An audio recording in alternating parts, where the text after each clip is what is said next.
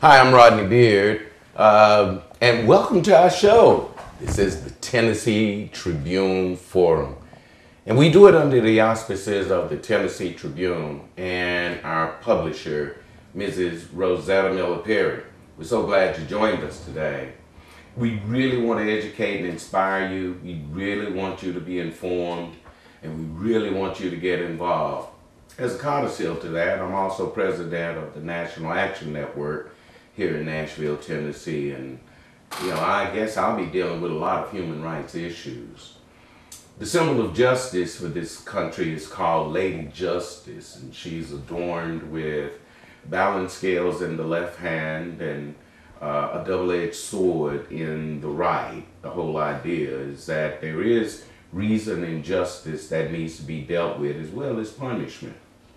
But I wonder, is Lady Justice blind? In some depictions, she's blindfolded, and in others, she isn't. And I just think that with our current system of justice in this country, which is irrevocably, virtually irrevocably broken, I think it's time for us to start to examine the system of justice that we have to see that if it is equal for everyone involved. It's messed up from the police streets to the confused courts, the legal people who don't understand the legal matters.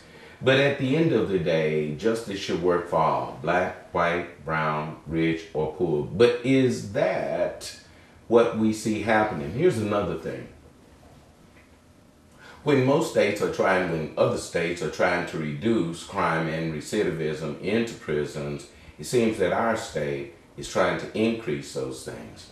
Our president has come forth and said that, there are too many nonviolent people who are in prison serving long terms as opposed to those who commit violent acts and get out. I don't know if that's fair, but Governor Bill Haslam convened a work group of experts called the Governor's Task Force on Sentencing and Recidivism. He brought other top experts to the table as well, such as the Vera Institute of Justice, to professionally advise our state on the aforementioned issues and make sure that Tennessee is doing all it can to improve public safety. But is that what they're doing? Governor Haslam's group came up with 16 recommendations that they think are the answer, but 3 to 6 of them, it's not right. It's just not right. And I think that part of the prison system situation at this point in time is about making money. Actually, we found out that in order, Tennessee has to have 90% occupancy in their prison beds, and in order to do that, instead of reducing crime, they've got to find more crime to bring them up. We're at 86%. All over the country, prisons are overcrowded, and even in Tennessee. So why are we so in tune with overcrowding in prisons rather than getting people out and making them productive society members? So today I have some experts of my own that I'd like for you to meet. I'd also encourage you to read my article in the Tennessee Tribune, as this is basically a follow-up. So today I have Eric Alexander, and you are, your position? I am program director for YCAP YMCA. YCAP YMCA. I told you my wife is a board member. Yeah. Yes, sir. I love YCAP too. I know all about that. We also have Alex Friedman. And Mr. Friedman, what is your position? I'm the Associate Director of the Human Rights Defense Center that works on criminal justice reform and prisoners' rights issues, and I run our Nashville office. Okay, and I have my personal friend and colleague, Miss Cheryl Allen. I call her my dear. She works with me with National Action Network on some cases we're doing, but she's also second vice president of the NAACP. Yes. And so here's where I want to start. I mean, it's very obvious that our prison system is actually broken. I think it's very obvious as well, too, that as 1% purchases more and more private prisons and states have to keep the beds full, it looks to me as if, and if I'm incorrect, please correct me, but it looks to me that the prison system has become about money, not crime and punishment. And it certainly is not about recidivism in the sense that we think. I look at their recidivism rate as them thinking that they want people to keep coming back through the system as opposed to keeping them out, and they're doing everything that they can. So we've already talked about many of the issues, but Cheryl, which recommendations is it that you think that needs further study? Because if I'm not mistaken, the legislature, when it convenes in January, will be taking this up again, and if we don't do our part, all 16 of those recommendations are going to be approved. That's right. Yeah, the 16 recommendation that the governor have appointed the task force to put together are some of them are okay, some of them are good, and some of them are not. How many would you say? How many would you you all say? agree with? Actually, we agree with the vast majority of them. I counted 10. But the first three are somewhat problematic. Right. Okay. Yeah. And what are they? And how do you all feel about it? Well, the first one will change Tennessee's entire sentencing structure. It will change the way that we deal with criminal justice in Tennessee. Potentially do away with parole.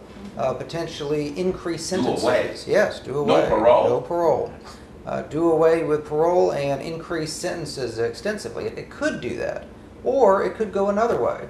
But because we don't know, because it's not clear and they don't have details, we're not willing to sign off on that recommendation until we know more about it. So what is the specific piece of that recommendation that you don't agree with? For instance, the recommendation 1 is that they institute truth in sentencing for felony convictions. And the problem with that is, offenders will now, does that mean that an offender will now have to serve 100% of their prison time as opposed to 30, 40, 50%, even in nonviolent acts? Right. So the way that it's written, truth in sentencing usually means 85 to 100% of the sentence. That's typically how it's defined. And Tennessee already has a Truth in Sentencing Act, and that's what it means. You serve 85%, and you get a little bit of that extra time off on good time days. But it's not clear. It's not clear what they mean by truth in sentencing in recommendation number 1. So are you saying that, let's go back a few years ago, all the way back to the Clinton administration with the mandatory sentencing acts, and even President Clinton has come out to say that wasn't right. We shouldn't have set those kind of guidelines, and that thing needs to be revisited. And President Barack Obama is doing his part as well to get people who shouldn't be out of prison. Now let's say this, there are some people that should never walk the street again in their life, and I can give you some names of those, okay? But there are way too many people in prison who are just non-violent offenders. They did something stupid to end up in prison, or they thought that they were taking care of their family. What do you think, Cheryl? So he didn't say that they shouldn't be there. He said that they shouldn't be punished with excessive sentencing, which is what's happening. Right. And that he apologized because he did sign this bill, President Clinton. Yes. And he said he will do everything that he can to help the Obama administration to lower these sentences and getting these people out. But once you get them out, then where are they going? Do we have programs for them? Do we have anything, training? Do we have anything for them when they come out? And right now, there's not. And so what I just want to just say a couple of things right here. We have 5% of the world population and 25% of the world prisoners. 4 times high as China. 4 times as high as China. We keep people in prison more than a European combined. And it's a shame because this is the USA, and yes, it's become a big money thing right now. And as long as they can keep these beds occupied, no matter what your charges are, they're going to keep them in there so the money can keep growing. Exactly. And that's what they're doing to us now. We have, in 1980, there was 500,000 people behind bars. And now that's 500,000 people. Now we have 2.2 million people are behind bars now. And that's quadruple the amount now. And that just happened in 2 decades. And women are becoming offenders at Right. a greater rate That's right. than males in some degrees. Right. 1 out of 9 children, their parents both are in prison. 1 out of 9. Right. You know, I did read something too as well by 247 Wall Street, and maybe, you know, the state is operating out of fear. I don't know, but according to 247 Wall Street, Tennessee is the most violent city in the nation. Yes. And Memphis is the third most violent city in the nation, and that the vast majority of the crimes that take place in our metropolitan areas. So do you think they're functioning in fear? Do you think they're just going against what our president does because that's what they do and they can't agree? Or do you think it boils down to money? It's money. It's and again, President Obama said it's just in 1 year, it's $80 billion. 1 year, it costs $80 billion to house inmates. So what percentage, I don't know if you all know this, but what percentage of our prisons are private now, privatized, like CCA, and how big is that? Right. So on the state and federal level, 9% of our state and federal prisons are privately operated. So 9% of that $80 billion goes into the pockets of the 1%. That's a lot of money. That money adds up for investors. It does. So last year, the nation's top 2 prison firms, CCA, which is based right here in Nashville, Right. and Geo Group, which is based in Florida, combined they took in $3.3 billion in gross revenue. Well, let me ask this question. And that's just 2 companies. Let me ask this question. In Tennessee, if any of you know, just let me know. What does it take to house a nonviolent or violent offender in the state of Tennessee? I'm sure there's some sort of budget there. What is that rate per prisoner, if anybody knows? The average is $26,000 a year. I heard 27. That's good. Yeah. Okay. Now, how much does the state of Tennessee actually spend on those prisoners per person? I mean, do they spend the 26, or do they spend 4 or 5? And if that is the case, where does that money go? Well, that's a good question. And those are the questions we need to be asking. And let me answer it in a different way, which is this. Last year, CCA made $195 million in net profit. Right. Okay? So how much of that money went back to taxpayers or our government or the county coffers? I think we know the answer to that, right? That's Mario, right. 0. The answer is 0. As a matter of fact, I think we're being robbed. That's right. You know, we're being robbed. It's highway robbery, and you keep pointing to Eric. Yeah, What did yeah. you want Eric to say? There's a growing trend in the state of Tennessee that a lot of people are not paying attention to. Juveniles are being sentenced to life and extreme They sentences. sure are. So and if they're you send revisiting that. if you send a child into prison for the rest of their lives, then that's money in your pocket for the rest of that person's life. So the earlier we can get them, the better. And that's a trend that other states are trying to end, but Tennessee is saying, well, you know, we won't sentence juveniles to life without parole, but we'll give them life plus 50, life plus 25, life plus 40.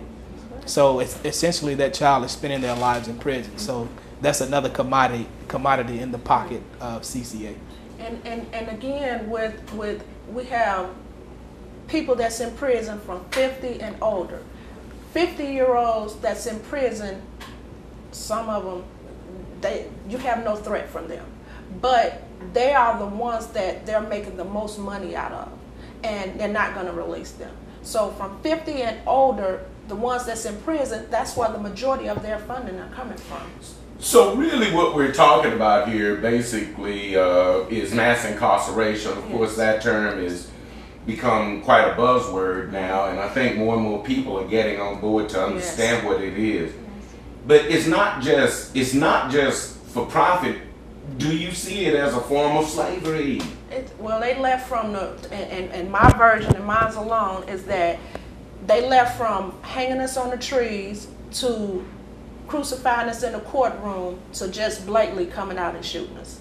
So yeah, you hear that? just, Do you hear that, Nashville? While we are sleeping, yes. this is what is going on all around us. Police state. Do your show. Yeah, I mean, and that's what it is. That $80 billion that they're charging to house our prisoners, we can build university child care, daycare Right. for 3 and 4 year olds, but they're using that to house inmates.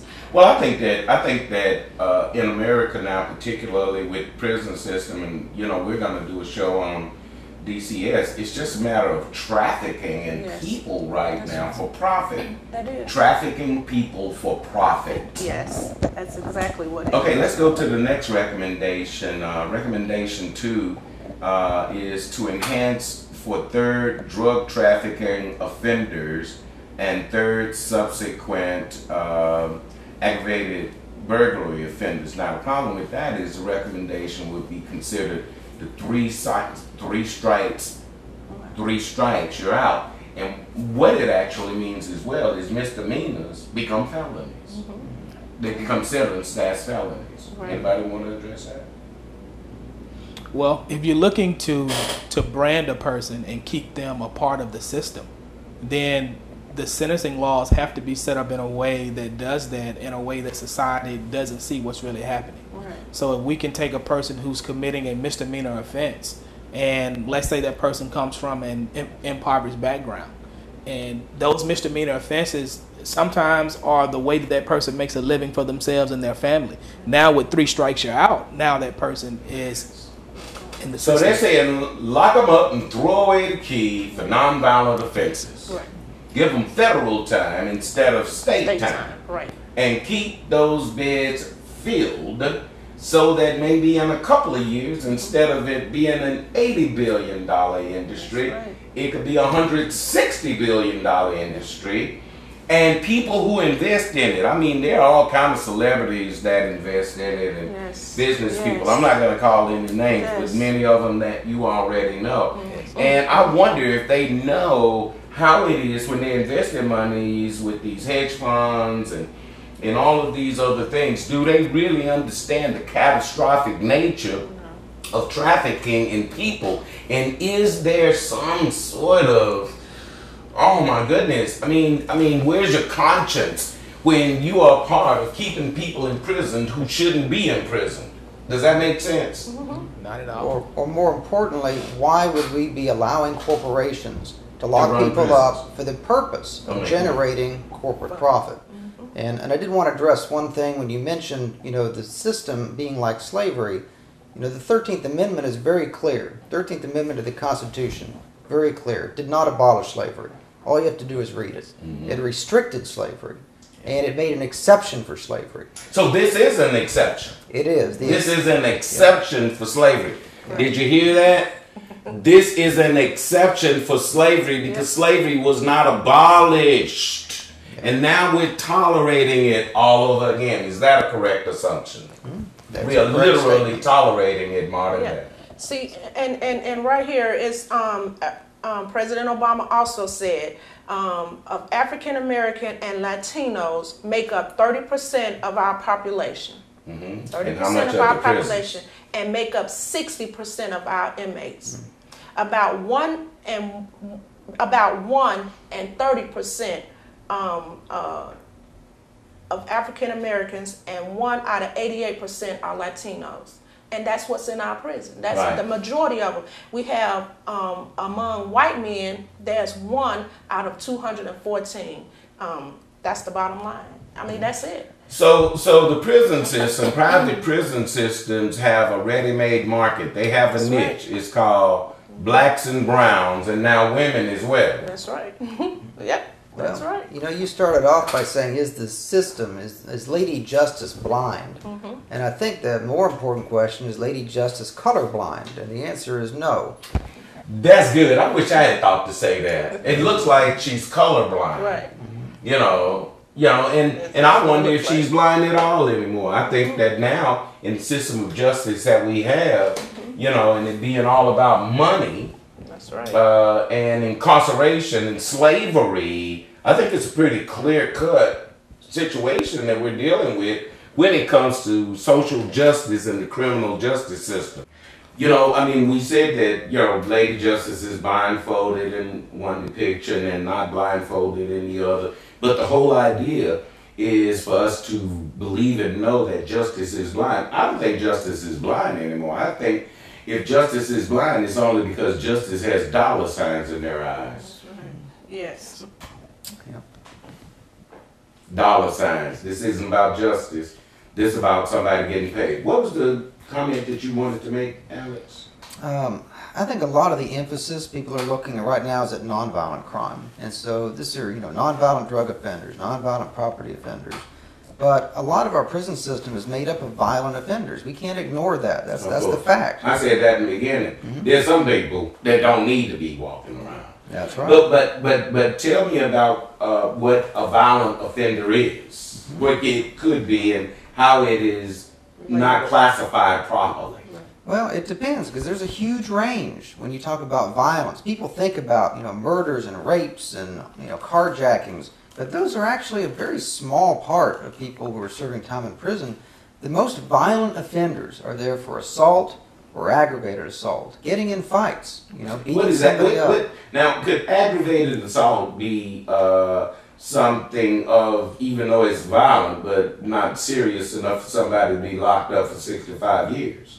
Absolutely. I mean, we have people serving time for aggravated assaults that were as simple as getting to an altercation, fighting with somebody, hitting somebody in the nose, and breaking their nose, or causing black eyes or something of that nature. And that's considered aggravated assault because an injury resulted. Right. In other cases, it could be because they used a weapon, but a weapon could be anything from a tablespoon to a machine gun. So there's a huge range, and when you lump everybody together and say, well, all those people are violent, all of them should never get out, that doesn't make sense. Yeah, that doesn't make sense. But stuff that's happening and all these people that's being incarcerated and all this, the people that's the lawmakers that's making these laws, it hadn't affected them. So they're not looking at it in one eyesight. But now when you start having judges and attorneys and white attorneys and judges that's now feeling the effect of what we've been feeling forever, now it's becoming an issue. So now that's why more people are now paying attention to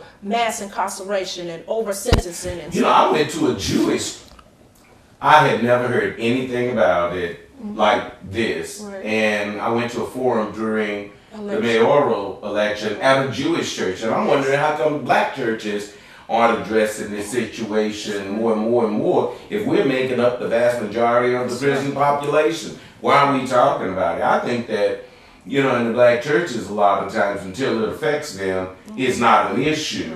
Right. But, okay, last recommendation. We have 3 recommendations we don't like.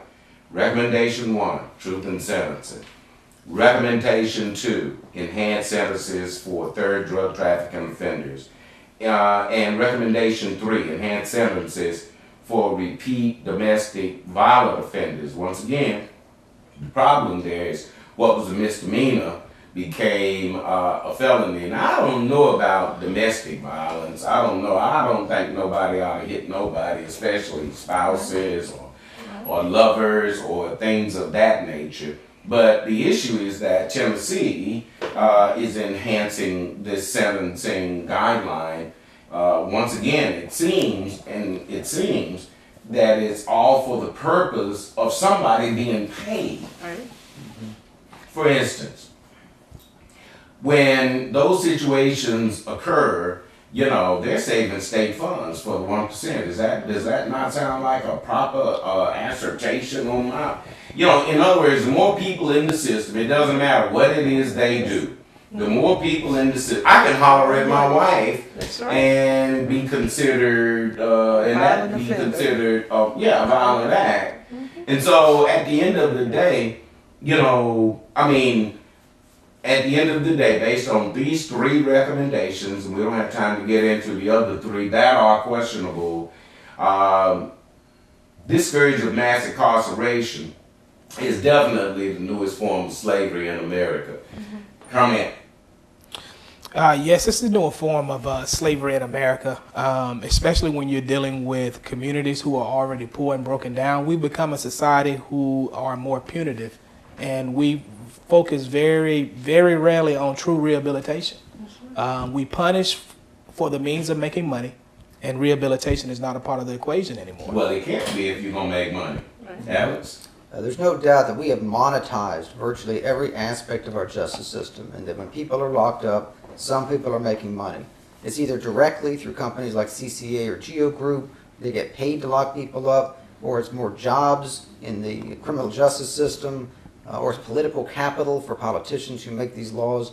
But I just want to say this. For the last 3 or 4 decades, all we've done is lock more people up for longer periods of time. So if some of these recommendations are to continue that practice, why do we think it's going to make it better if over the last 3 or 4 decades it's only gotten worse? All right, sure. Yeah, and we lock up all of these non-violent offenders, as they call them. And when you lock them up and give them all of this time, it's still not making our neighborhoods safer. They're still not making our neighborhoods safer. You know, studies have shown that longer incarceration periods does not reduce the amount of crime in any community. And what they have learned as well is that less time, more jobs, more training. That's right. You know, and you know, we didn't even get to the probation thing. They locking up people for missing, you know, a probation officer while they got to work 16-hour day jobs, and then put them right back through the system. I'm sure you understand something about that. So what they're doing is that, first of all, when you're a felon, you cannot get a job. It's hard to find a job. Right, and there is no incentive to hire people who have been convicted of a felony. And you have nowhere to live, because now you can't even live in public housing if you have a felon. So so what you're doing, you're taking their livelihood away, and you're causing them to reoffend. You're going back to prison. Okay, once you get back in there, now if you get out of prison and you haven't committed another crime, you have not committed, but you didn't see a probation officer, or you haven't paid a fine. So and you haven't committed a crime. Right, that's what I said. You haven't recommitted another crime. You haven't committed a crime. But you're back in prison, and you're gonna serve that time that they gave you. And why? Because there's your money. Okay, all right. We gotta wrap it up. We're gonna get you back. Saints, enough is enough. Look at me. Enough is enough. Okay?